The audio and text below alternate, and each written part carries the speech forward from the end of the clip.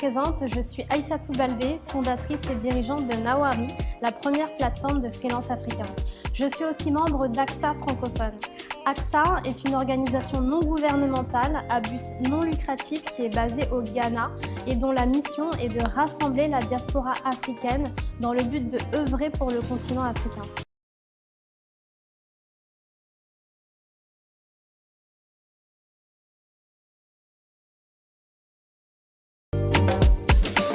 Madame Epoté, bonjour. Bonjour.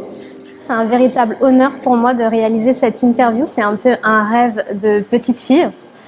Je tenais à vous remercier d'avoir accepté l'invitation d'AXA francophone dans le cadre de la Journée internationale des droits de la femme.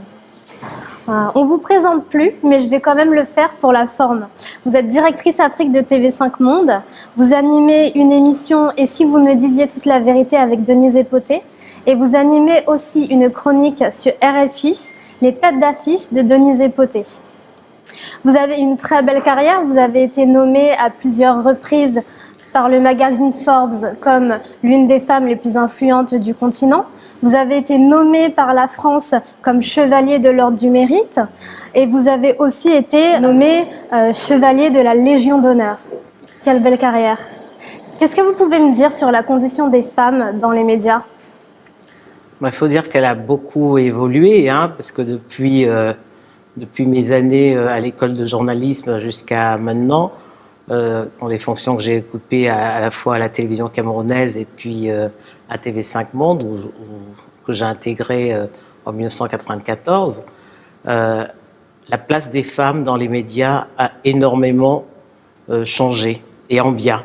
Donc je m'en réjouis parce que avant, tout au début, les femmes qu'on voyait à la télévision, c'était que des speakerines, très peu de journalistes et encore moins de présentatrices pour le journal, qui était toujours la chasse gardée des hommes, notamment la couverture des actualités politiques, et aux femmes on réservait plutôt les reportages culturels ou alors des émissions sur la littérature. Je ne dis pas que la littérature, c'est pas noble de faire des émissions littéraires, mais on estimait que les femmes n'étaient pas les mieux placées pour commenter ou présenter l'actualité politique. Je ne sais pas sur quelle base c'était décidé, mais on voit que ces deux dernières décennies, beaucoup de femmes journalistes se sont imposées, soit à la tête des rédactions, soit même à la tête de la direction de l'information, et puis même quelques-unes qui ont dirigé, ou qui dirigent même encore, soit des quotidiens ou des chaînes nationales. Donc ça tient aussi au fait que de plus en plus de femmes ont embrassé la carrière de journaliste. Très souvent, elles n'étaient pas formées. Dans les premières années, elles n'étaient pas formées, et c'est pour ça qu'elles elles étaient cantonnées au rôle d'animatrice ou de speakerine ou de présentatrice météo. Mais on voit que de plus en plus aujourd'hui, elles ont pris leur place et elles l'occupent plutôt bien. Il y a même eu des ministres de la communication femmes sur le continent africain, ou même des présidentes des instances de régulation de la communication. Donc je pense qu'elles ont su s'imposer, pas parce qu'elles étaient femmes, mais elles ont su s'imposer parce que je crois qu'elles le méritaient. Je vous remercie. Et dans cette nouvelle position qu'ont les femmes aujourd'hui dans leur nouveau statut, quel conseil est-ce que vous pouvez leur donner ? Alors moi, il y a une recommandation que je pourrais faire aux femmes, mais elle vaut pour tout le monde d'ailleurs. Le savoir, c'est le pouvoir. Et quand vous êtes bien formé, personne ne peut vous dénier votre légitimité à être une actrice ou un acteur du changement. Ça c'est la première chose. Et en particulier aux femmes, ce que je dirais, c'est de se débarrasser du syndrome de l'imposteur. Parce que les femmes ont toujours l'impression qu'elles doivent se justifier pour expliquer pourquoi elles occupent une fonction ou un rôle, et comme si elles n'étaient pas légitimes. Alors, une fois qu'elles sont là, c'est parce que je crois qu'elles le méritent. Donc, ce syndrome de l'imposteur, elles doivent s'en débarrasser. Et vous, est-ce que vous avez déjà été victime de ce syndrome de l'imposteur, peut-être au début de votre carrière, ou est-ce que c'est encore le cas maintenant ? Non, parce que justement, j'ai très vite pris conscience que je devais à la fois m'imposer parce que j'avais les qualités professionnelles pour le faire. Et une fois que je les avais, je n'avais pas à rougir, si vous me permettez l'expression, d'être à la place que j'occupais.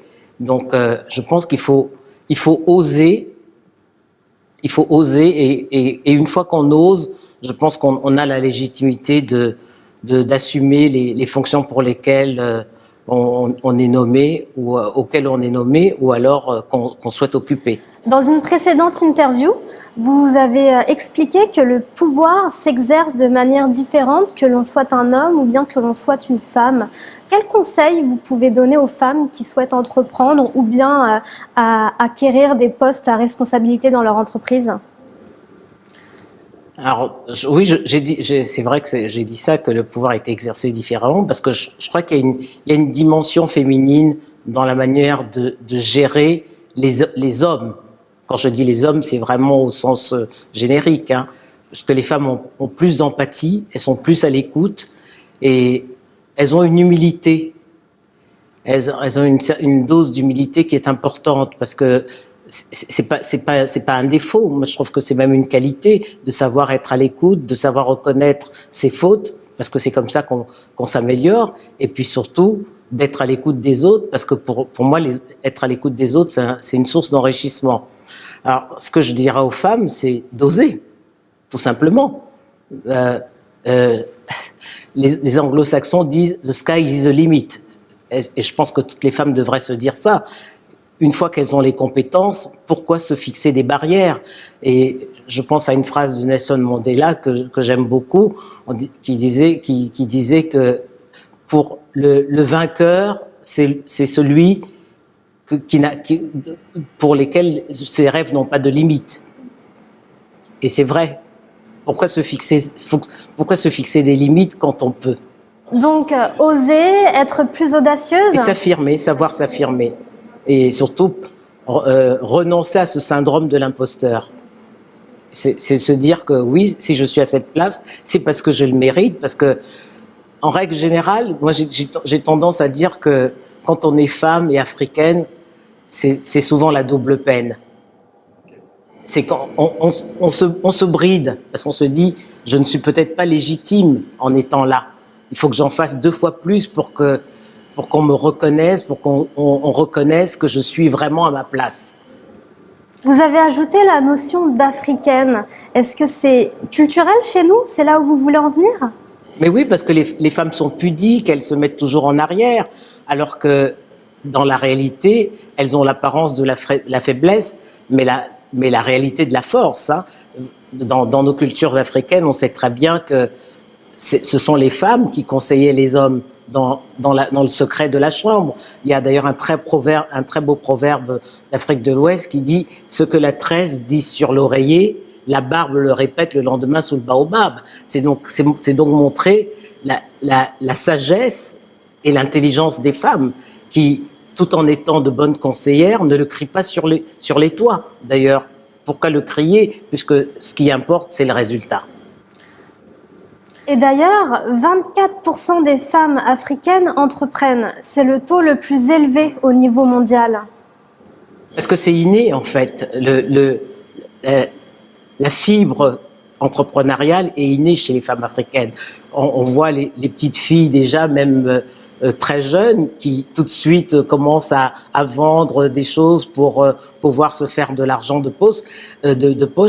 Cette fibre-là, on l'a en soi. Et effectivement, quand c'est structuré, quand c'est encadré dans une charte avec justement les règles économiques, oui, elles peuvent aller très loin. La preuve, c'est qu'aujourd'hui, les femmes chefs d'entreprise africaines sont on trouve en Afrique le plus grand nombre de chefs d'entreprise africaines et qui sont très souvent même des auto-entrepreneurs parce que les banques ne leur font pas confiance, mais ça ne les bride pas pour autant et elles franchissent le pas grâce aux tontines en collectant sou par sou, CFA par CFA, pour mettre de côté, pour pouvoir avoir sa propre entreprise. Et on voit très bien que les mentalités ont changé. Il y a une trentaine d'années, le rêve de toutes les femmes, ou même de beaucoup de jeunes Africains, c'était de dire je serai un fonctionnaire, je vais rentrer dans la fonction publique pour avoir la tranquillité de la carrière, la sécurité plutôt de la carrière. Et aujourd'hui, très peu de gens, quand vous allez sur le continent, très peu de gens vous disent que leur rêve, c'est de devenir fonctionnaire. Non, le rêve de tout jeune Africain et de toute jeune Africaine, c'est d'être son propre patron, d'avoir son affaire. Et puis aujourd'hui, grâce au numérique, ça a été une révolution qui a été décuplée. C'est que même dans le fin fond de sa cuisine, on peut devenir chef d'entreprise. C'est vrai, on raconte toujours l'histoire de Steve Jobs qui a créé l'iPhone dans le secret de son garage, mais des Steve Jobs, vous en avez à l'appel sur le continent, vous en avez à l'appel aujourd'hui, grâce au numérique. Grâce au numérique, il est plus simple d'entreprendre ? Il est encore plus simple d'entreprendre, oui, parce que grâce au financement participatif, par exemple, aujourd'hui, vous n'êtes pas obligé d'aller voir une banque pour qu'elle vous accompagne. Et on sait très bien que les banques sont pas très prêteuses. Elles accompagnent pas beaucoup les PME. Donc, le financement participatif permet aujourd'hui à des jeunes entrepreneurs de se lancer. Et concernant le continent africain, comment est-ce que vous pensez que nos cultures et nos traditions peuvent contribuer au développement du continent ? C'est pas qu'elles peuvent, elles contribuent. Mais le drame, c'est de ne pas leur donner la place qui leur revient. Parce qu'on voit très bien que les ministères de la culture sont toujours le parent pauvre dans un gouvernement. Or, la culture, c'est ce qui différencie les êtres humains des autres êtres vivants. Et c'est fondamental parce que ce sont nos valeurs, c'est vraiment nos racines. Et on peut pas entrevoir un développement sans tenir compte de ce que nous sommes, avant tout. On assiste aussi à un retour des jeunes de la diaspora qui reviennent sur le continent pour agir, entreprendre. Quels conseils est-ce que vous pourriez leur donner ? Mais moi, je peux que les féliciter et les encourager à le faire, parce que les changements sur le continent ne se feront pas sans eux. C'est cette jeunesse-là qui, demain, sera à la tête de nos nations. Donc, c'est légitime qu'elle revienne et qu'elle vienne prendre sa place. Qu'elle ne soit pas une spectatrice des changements, mais qu'elle soit plutôt une actrice des changements qu'elle souhaite voir sur le continent. C'est plutôt encourageant. Alors qu'à un moment, on a surtout vu une fuite des cerveaux, où tous les jeunes étaient tentés de partir. Et on voit encore aujourd'hui avec le drame de l'immigration, avec cet attrait du Nord pour beaucoup de jeunes, alors que sur place, il y a des possibilités de faire bouger les lignes et d'être un acteur. Et d'ailleurs, il fait partie de nos traditions africaines de s'inspirer de nos aînés. Alors, pourriez-vous raconter à la jeunesse africaine votre échec préféré et comment est-ce que vous l'avez surmonté ? Alors là, c'est une colle parce que vraiment, sans fausse modestie, je n'en ai pas eu. Je n'en ai pas eu. J'ai eu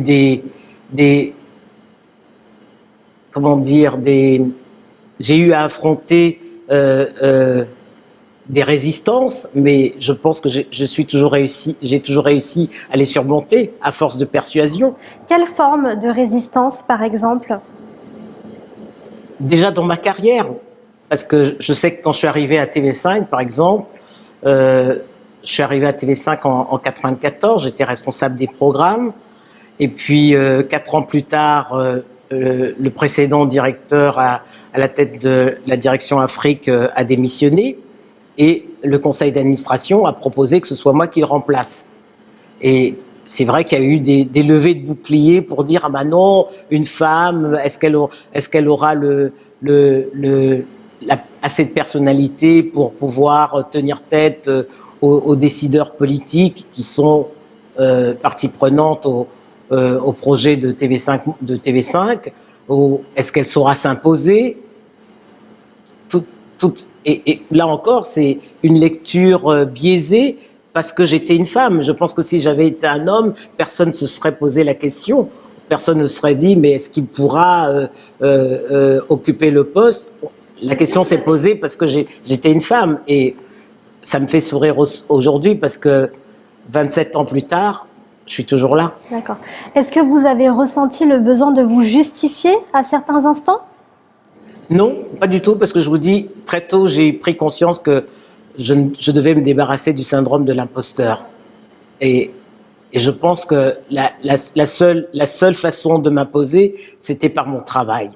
Et je me suis dit, il n'y a que par mon travail qu'on me jugera. Donc, il faut que je sois l'une des meilleures, à défaut d'être la meilleure. Ok, donc pas forcément des échecs, mais plus des résistances dues à votre statut de femme?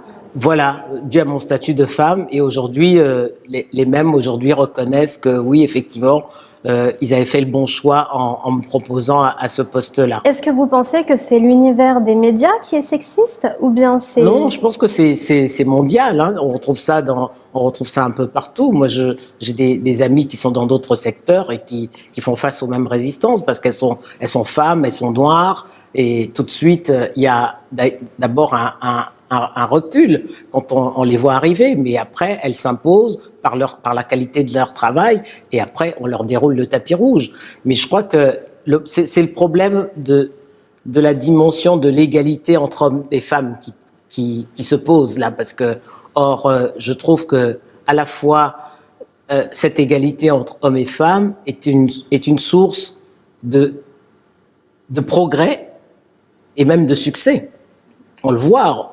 Regardez un peu ce qui se passe dans les pays d'Europe du Nord, où l'égalité fait partie de la norme, alors qu'on est encore aujourd'hui dans nos pays, y compris en Occident, à parler de parité, même si dans la réalité, elle ne s'applique pas, parce que quand on vous dit parité, on vous dit oui, mais 30% de femmes et 70% d'hommes. Pour moi, la parité, c'est 50-50. Donc la parité à 30-70, pour moi, ça n'en est pas une. On essaye de tendre vers, mais je pense que par moment, il faut la forcer. Et pour en revenir aux pays d'Europe du Nord, on voit très bien l'indice de développement, comment il se porte.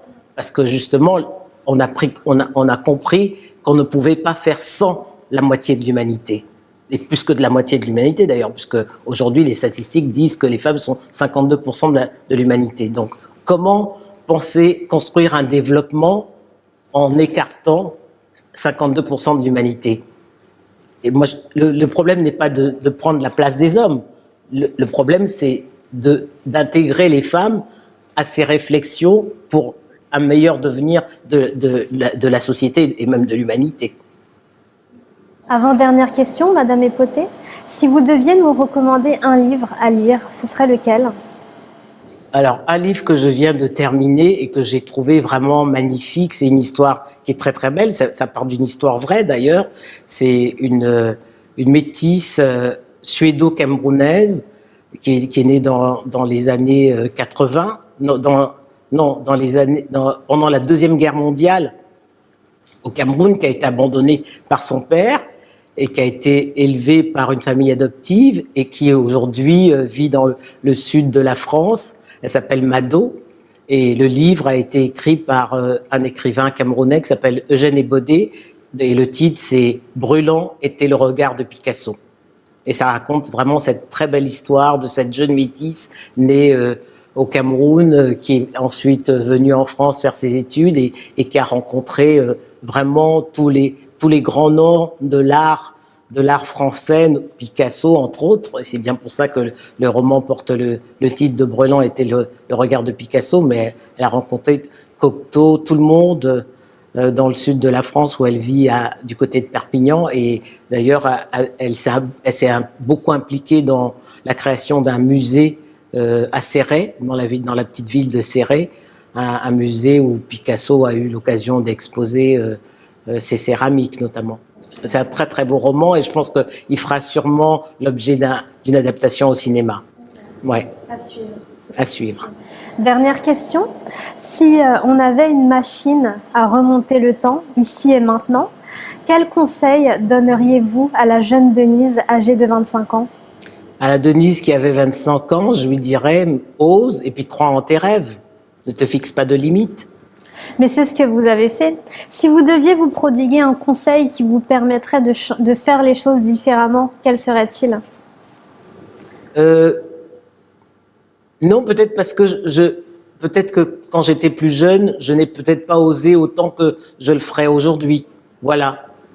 Est-ce que c'est l'âge, la maturité qui vous permet d'être plus audacieuse? Oui, heureusement. Heureusement que l'âge permet ça aussi, oui.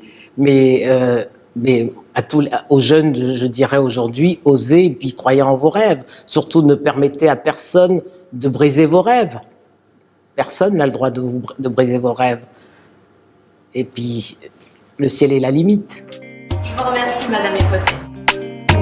Merci.